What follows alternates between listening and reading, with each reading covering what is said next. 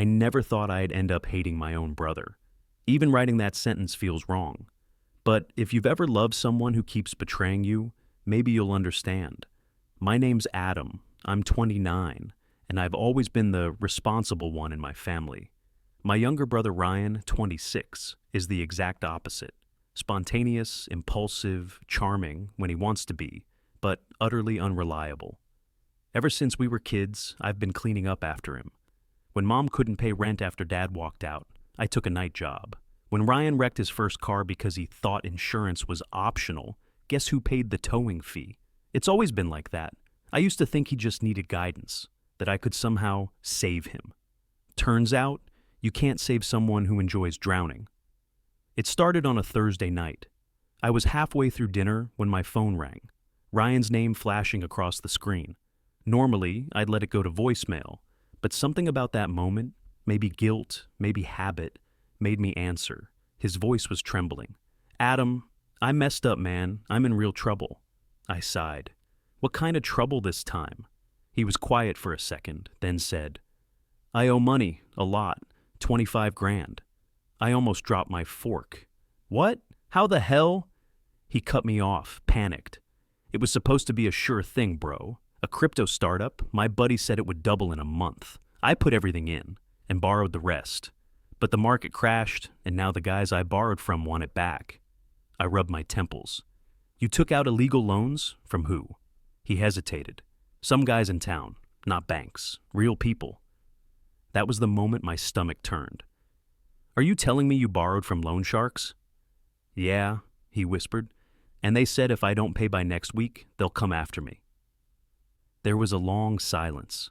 I could hear him breathing too fast, almost crying. "Please, Adam, I swear I'll pay you back. Just this once." Just this once. He'd said that before, 5 times at least. But I couldn't ignore the terror in his voice. He wasn't faking this one. So I did something incredibly stupid. I went to the bank the next morning and took out a personal loan for $25,000, cleaned out my emergency savings to cover the rest. Met those guys myself, paid them in cash, told them Ryan was square. They smiled that cold kind of smile people have when they're used to scaring others. One of them said, "You're a good brother. Hope it's worth it." I still hear that line sometimes at night. When I handed Ryan the receipt that said, "Paid in full," he actually cried. He hugged me over and over. "You saved my life, man. I'll never forget this. I swear to God, I'll make it right." If I'd known what he'd do next, I would have let those guys break his kneecaps. A few days later, my fiancée Emma asked about Ryan. She was sitting across from me at our small kitchen table, still in her nurse scrubs, her hair tied back. Emma's the kind of person who sees the best in everyone, the total opposite of me. She said, "You did the right thing, Adam. He just needs someone to believe in him." I smiled, but inside, I felt a storm brewing. Because belief wasn't Ryan's problem, boundaries were. Still, I tried to be the good guy. I even invited Ryan to dinner that weekend. He came over, brought a cheap bottle of wine, and charmed Emma instantly with his stupid jokes. He made her laugh, the real throw-your-head-back kind of laugh I hadn't heard in a while. I told myself it was fine. He was my brother, and she was my fiancée. What could go wrong? By the end of that night, Ryan said something that stuck with me. He leaned over and said, half joking, "Man, if you ever screw this up, I'm taking your place." Emma rolled her eyes. "You wish." I laughed too, but it didn't feel funny. Over the next few weeks, he started hanging around more. "Just helping out," he'd say. Sometimes he'd drive Emma to appointments when I was working late. Other times, he'd help with wedding errands. I appreciated it at first, but little things started to feel off. One afternoon, I came home early from work and found them sitting close on the couch whispering. They jumped apart when I opened the door. Ryan grinned like nothing happened. "Oh, hey, we were just picking music for the wedding." Emma smiled too, but she looked flushed. I brushed it off. Maybe it was innocent. Maybe I was paranoid. But later that night, when she fell asleep, her phone lit up with a text from Ryan. "Can't sleep. Wish I could talk to you again." I stared at it for a long time, then turned off the screen and put the phone down. I didn't want to be that guy, the controlling fiancé. But something inside me shifted that night, like a quiet alarm finally going off. The next week, Ryan called again. Not to say thanks, not to talk about the money. He said, "Hey, can I crash at your place for a bit? My lease is up, and my roommate bailed." Before I could respond, Emma chimed in from the kitchen. "Of course you can. You're family." And that was that. Ryan moved into our guest room the next day. I told myself it'd be temporary, just a week or two. But deep down, I already knew. Nothing about this was temporary anymore. The first few days with Ryan staying over weren't that bad. He kept saying he was looking for a new place, and I wanted to believe him. He helped around the house, cracked jokes at dinner, even washed the dishes once, which was a miracle in itself. Emma said it was nice having family around. I tried to see it that way too. But by the end of week 1, something felt off. Ryan and Emma were always talking, whispering, laughing, inside jokes that didn't include me. And it wasn't just my imagination. I started noticing the smallest details, like how she'd start dressing up more, even when we weren't going anywhere, or how Ryan would look at her a little too long when she spoke, or how, when I'd walk into a room, they'd go silent. It's funny, betrayal doesn't come all at once. It seeps in through the cracks quietly until one day everything you thought was solid crumbles. One night, I got home late from work. The house was dark except for a faint glow coming from the living room. I dropped my bag and walked in, and froze. There they were, Ryan and Emma, dancing, slowly, close. No music playing, just the soft hum of a song from Ryan's phone speaker, "Say You Won't Let Go." That song wasn't random. It was our song, the one playing when I proposed to Emma a year earlier. They didn't see me at first. Ryan's hands were on her waist. She was smiling. I must have made a sound because they suddenly jumped apart, both startled. "Oh, Adam," Emma gasped, eyes wide. "We were just practicing your first dance." Ryan nodded too fast. "Yeah, man, it was her idea." But my first thought wasn't even anger. It was disbelief. Practicing our dance, at midnight, without me. I didn't say anything. I just walked out. Emma followed me to the kitchen. "Adam, wait, it's not what it looked like." "I didn't say anything," I replied. My voice sounded flat, almost mechanical. She tried to grab my arm. "He's your brother, Adam. Don't make it weird." I looked at her for a long second, then said quietly, "Then stop giving me reasons to." She didn't reply. For the next few days, I barely slept. At work, I'd zone out, replaying every laugh, every glance, every moment I'd brushed off as innocent. I felt like I was losing my grip on reality. So, one night, I decided to test it. Ryan had left his phone on the counter.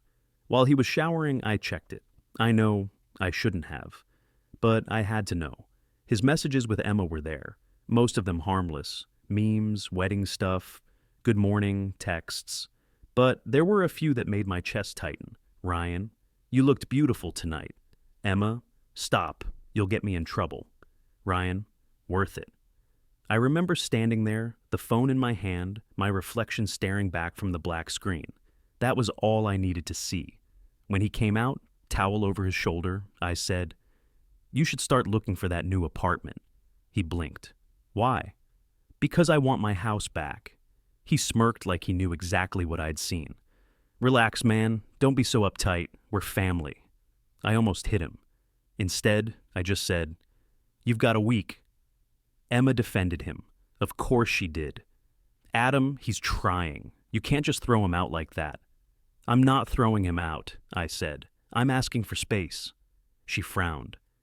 "You're acting paranoid." That word, paranoid, stuck in my chest like a knife. Because maybe she was right. Maybe I was overreacting. Or maybe I was finally waking up. A few days later, Emma told me she wanted to clear her head and stay at her friend Claire's for the weekend. I said, okay, we both needed space. But Sunday night came, and she didn't come home. No call, no text, nothing. By Monday morning, my gut told me where she was. I drove to Ryan's old apartment. His car was there, and so was hers. I sat in my car across the street, hands shaking on the wheel. Then I saw them, through the window, Ryan, shirtless, walking across the room. Emma, wrapped in a blanket, laughing at something he said. I didn't knock, didn't confront them, I just drove home. Because the moment you see something like that, you stop being angry. You just go numb. The next day, Ryan came by to pick up his stuff.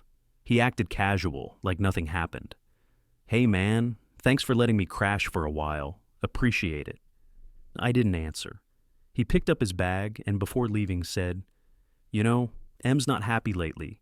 Maybe you should pay more attention to her. That was it. That was the moment something in me broke. I lunged at him, grabbed his shirt.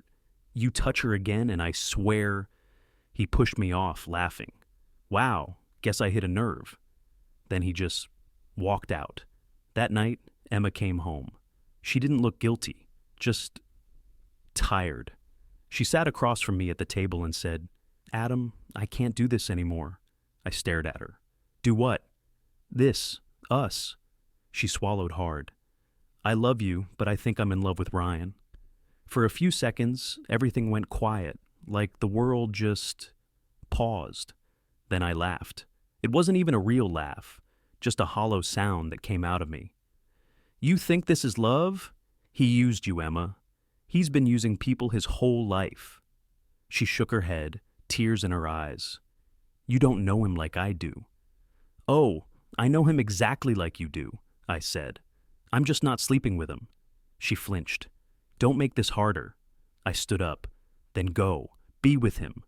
But don't come back when he ruins you too. And she left. Just like that. 3 years of love, of planning, of promises, gone in one night. I didn't go to work for a week after that. I didn't eat much either. Mom called, worried. I told her the truth. She cried. Then she said the worst possible thing. You know your brother's heart. He didn't mean to hurt you. That's when I realized that even my family wouldn't hold him accountable. He could burn down the world, and they'd still hand him matches. About a month later, I saw a post on Instagram. Ryan and Emma, smiling. Caption, sometimes the wrong path leads to the right person. I didn't cry, didn't scream. I just stared at it for a while, then deleted my account. Because some betrayals don't deserve tears. They deserve silence. After Emma left, the house didn't feel like home anymore. Every corner carried an echo of her. Her coffee mug by the sink, her hair tie on the dresser, her perfume faintly lingering on the couch. I tried to box up everything, but you can't pack away memories. They stick to the walls like smoke. For the first few days, I just existed. I'd wake up, stare at the ceiling, and wonder what the hell happened to my life. In a month, I'd gone from being a man about to get married to a man whose fiancée was living with his brother, the same brother I'd just saved from debt that almost got him killed. I kept thinking, if I hadn't helped him, none of this would have happened. That thought repeated in my mind like a curse. My mom called almost every day. Adam, honey, please talk to Ryan, she'd beg. He feels terrible. Terrible? I said once, my voice shaking. He stole my fiancée, Mom. You think he's terrible or just caught? She sighed. He's still your brother. Family shouldn't hate family. That word, family, started to feel poisonous. Family was supposed to mean love, loyalty, trust. Now it just meant betrayal I couldn't escape. One night, I finally broke down. I went to a bar somewhere quiet where nobody knew me, ordered whiskey after whiskey until the world blurred. I remember staring at the glass, whispering, he was supposed to be my brother. The bartender didn't respond, but he didn't have to. Some pain doesn't need an audience, it just needs to breathe. I stumbled home, sat in the dark, and opened my phone. Instagram, their faces smiling back at me. Ryan and Emma playing house. They'd gone to the beach, posted pictures like nothing ever happened. Her hand on his chest, his arm around her waist. The caption read, "Sometimes love surprises you." That broke me. Not the betrayal, the normalcy of it. Like our history was just a minor inconvenience they'd both moved on from. I threw my phone across the room. The screen cracked. Maybe something in me cracked with it. Weeks passed. I tried therapy. The counselor told me to focus on myself, to rebuild. But rebuilding assumes you still have something left to build from. I felt hollow, like Ryan had taken not just my fiancée, but the last bit of trust I had in people. Still, life doesn't pause for heartbreak. I went back to work, buried myself in long hours. It helped. At least, the pretending did. But at night, the silence was unbearable. Then, one random Tuesday morning, something happened that changed everything. I was at a gas station, grabbing coffee before work. As I was paying, the cashier looked at my name tag and said, "You related to Ryan?" I froze. "Yeah, why?" He smirked. "That guy's wild, man. He was in here last month bragging about how he scammed some guy out of 25 grand. Said he made up a fake loan story. Genius, right?" The words hit me like a freight train. Fake loan story. I stared at him, my heartbeat pounding in my ears. "Did he say who?" I asked quietly. The cashier shrugged. "Nah, just said his brother was dumb enough to pay it. Thought it was funny." Funny? That's what he called it. I left the store in a daze, coffee untouched. Got into my car and just sat there, gripping the steering wheel until my knuckles turned white. Everything made sense. The timing, the manipulation, the tears.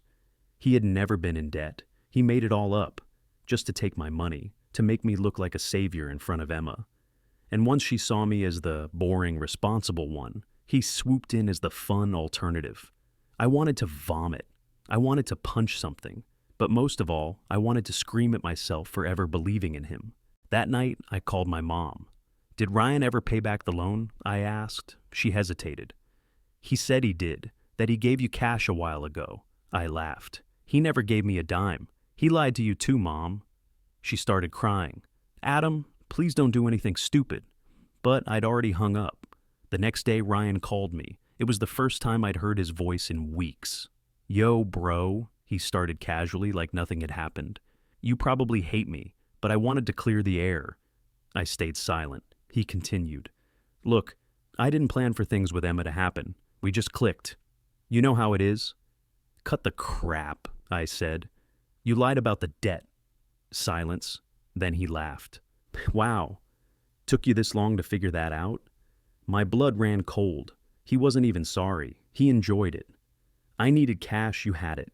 You've always been the golden boy, Adam. You think life's so fair? Consider it even." I clenched my jaw so hard it hurt. "Even?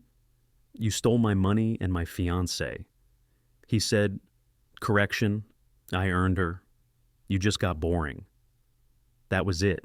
I hung up before I said something that would have put me in prison.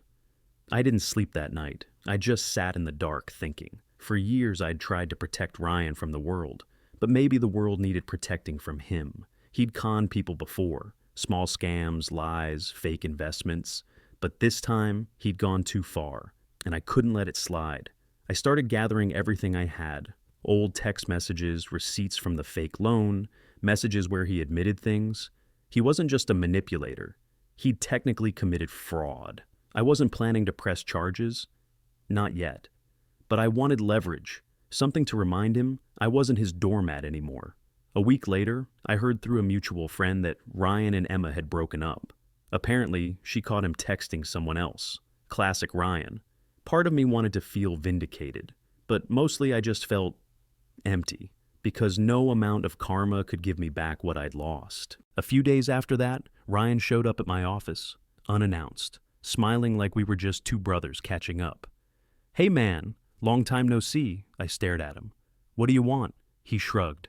"Emma left. Guess she wasn't the one. But hey, maybe it's for the best, huh? You and me, starting over?" I laughed in disbelief. "You're unbelievable. Come on, bro," he said, spreading his arms. "Family." I stood up. "You want family? Family doesn't lie, steal, or screw each other's fiancés." He rolled his eyes. "Still holding a grudge, huh?" That's when I pulled out my phone. I have screenshots, Ryan, of everything. The texts, the lies, the fake debt. You want to test me? His smile vanished. I stepped closer.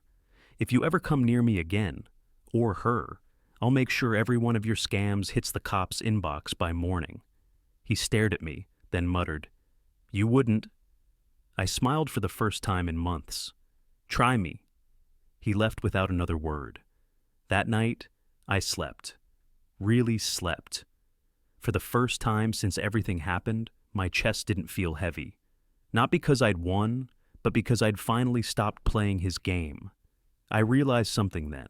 Forgiving someone doesn't always mean reconciling. Sometimes forgiveness means closing the door and locking it forever. 6 months passed. 6 long months since my brother destroyed everything I thought I knew about love, loyalty, and family. And yet, somewhere in that storm, I found peace. Therapy helped. Work helped. Time, though cruel, healed me in ways I didn't expect. I moved to a new apartment, smaller but brighter, started running again, reconnected with old friends I'd pushed away during my engagement. And slowly, I began to feel like myself again. Not Adam the fiancé, not Adam the betrayed, just Adam, the guy learning to breathe without bitterness in his lungs. Then, one rainy afternoon, I got an email. Subject, "Can we talk? Emma." I stared at the screen for a full minute. Part of me wanted to delete it instantly. Another part, the part that still remembered her laugh, her eyes, couldn't resist. She wrote that she was sorry, that she'd made the biggest mistake of her life, that Ryan wasn't who she thought he was, that she finally understood what she'd thrown away. I didn't respond right away. I reread the message maybe 50 times that night. The next morning, I agreed to meet her in a coffee shop downtown. Neutral ground. When I walked in, she was already there. Same hair, same nervous smile. But something about her had changed. She looked smaller somehow, fragile, like guilt had been wearing her down. "Adam," she whispered, standing up. "Emma." For a moment, we just stared at each other. No hugs, no fake smiles. Just two people who used to know each other's hearts, and now barely recognized the pieces. She motioned to sit, and I did. Silence stretched between us, heavy but strangely calm. Finally, she spoke. "I don't even know where to start," she said softly. I wanted to say I'm sorry for everything. I was stupid. I let Ryan manipulate me." I nodded, quiet. "He's good at that." She looked down at her hands. "He told me you were controlling, that you didn't really love me, that you were just settling." Her voice broke. And I believed him. I don't even know why. Maybe because I wanted to feel special, wanted someone to make me feel wanted. Her honesty hurt more than her betrayal ever did, because deep down, part of me understood that kind of weakness. She went on, tears filling her eyes. "When he cheated on me, I realized everything, every lie, every game. I lost everything because I trusted the wrong person." Then she looked up at me. "But I never stopped thinking about you." I took a deep breath. "Emma, I loved you with everything I had, but what you did, it broke something in me I can't fix."